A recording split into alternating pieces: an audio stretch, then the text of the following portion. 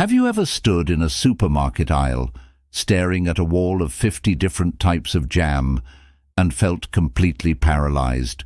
Or spent hours scrolling through Netflix, only to give up and watch nothing at all?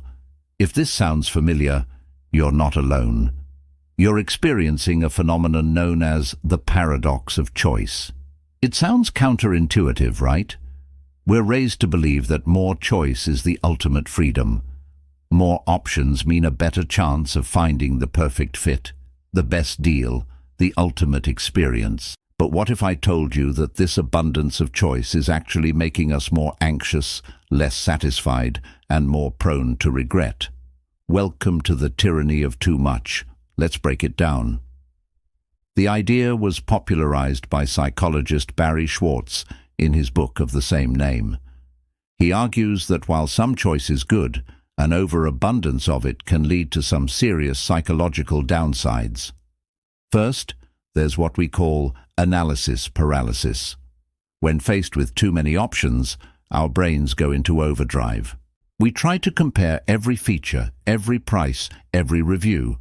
The cognitive load becomes so overwhelming that the easiest decision is to make no decision at all.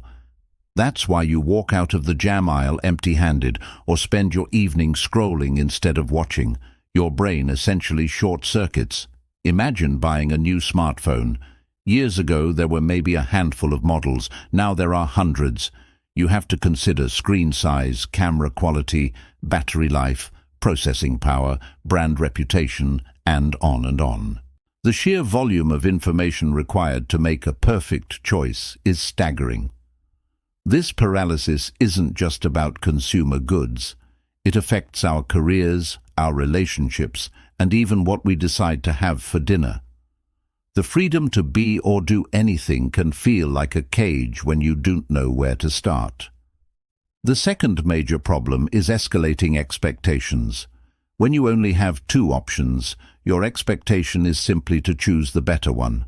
But when you have 100 options, you don't just expect to find a good one. You expect to find the absolute perfect one. The perfect phone, the perfect vacation, the perfect partner. This quest for perfection sets an impossibly high bar. And here's the cruel twist. Even if you make a fantastic choice, one that's objectively great, you're likely to feel less satisfied with it. Why? Because with so many other options available, it's easy to imagine that a different choice might have been slightly better. Maybe that other phone had a marginally better camera. Maybe that other holiday destination was a little sunnier. This nagging thought, this what if, is the seed of regret. This leads us to the third problem, self-blame and regret. If you choose from a limited set of options, and your choice turns out to be disappointing, you can blame the world. Well, there weren't any good options available. It's an external problem. But when you have a seemingly infinite sea of choices and you end up unhappy, who do you blame? You blame yourself. With all those choices, I should have been able to find the perfect one. I messed up. I made the wrong decision. This self-blame chips away at our happiness and satisfaction, turning what should have been a positive outcome into a source of stress. Think about online dating. You can swipe through thousands of potential partners. Logically, this should increase your chances of finding someone amazing, but studies show it often leads to a cycle of dissatisfaction.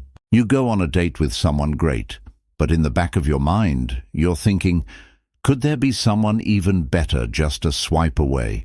This constant comparison and the fear of missing out, or FOMO, prevents you from fully committing to and enjoying the good thing you have right in front of you. You're not choosing a partner. You're endlessly shopping for one. So, we're drowning in a sea of choice. What's the lifeboat? How do we escape this paradox? The answer lies in the quiet and, frankly, revolutionary art of choosing less. It's about intentionally limiting our options to reclaim our peace of mind. The first strategy is to become a satisficer, not a maximizer. A maximizer is someone who feels compelled to examine every single option to ensure they are making the absolute best choice possible. They are the ones reading every review for every toaster on the market. A satisficer, on the other hand, has a set of criteria or standards, and once they find an option that meets those standards, they choose it and stop looking. They pick a good enough option and move on with their life. Guess who ends up happier? Overwhelmingly, it's the satisficers. They spend less time and energy on the decision-making process, and they feel better about their choices afterward. They aren't haunted by the ghosts of the options they didn't pick. So the next time you need to buy something, decide on your core requirements beforehand. What are the 3 non-negotiable features you need? Find the first option that ticks those boxes and is within your budget, and just buy it. Embrace good enough. The second strategy is to make some decisions irreversible. When we have the option to return, exchange, or change our minds, we keep the door open for second-guessing. A study gave photography students a choice to keep one of their best photos. One group was told their choice was final. The other group was told they could swap it for another one later. Weeks later, the group whose decision was final was significantly happier with their chosen photo. The other group was still agonizing over whether they'd made the right call.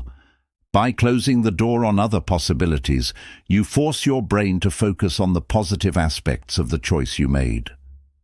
You start to rationalize why it was the right decision, a psychological process that boosts satisfaction.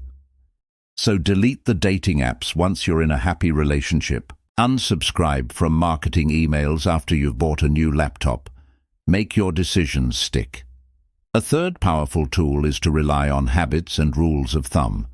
We make hundreds of small decisions every day: what to wear, what to eat for breakfast, which route to take to work. If you deliberate over every single one, you'll suffer from decision fatigue before you even get to the important stuff. By creating routines, you automate these minor choices. Always have oatmeal for breakfast. Wear a simple uniform to work. This frees up your mental bandwidth for the decisions that truly matter. Think of people like Steve Jobs or Mark Zuckerberg, famous for wearing the same outfit every day. They weren't being lazy. They were strategically conserving their decision-making energy for bigger, more important problems. Finally, practice gratitude. Consciously appreciating the good things about the choices you've made is a powerful antidote to regret. Instead of focusing on the features your new TV doesn't have, focus on how great the picture looks on movie night.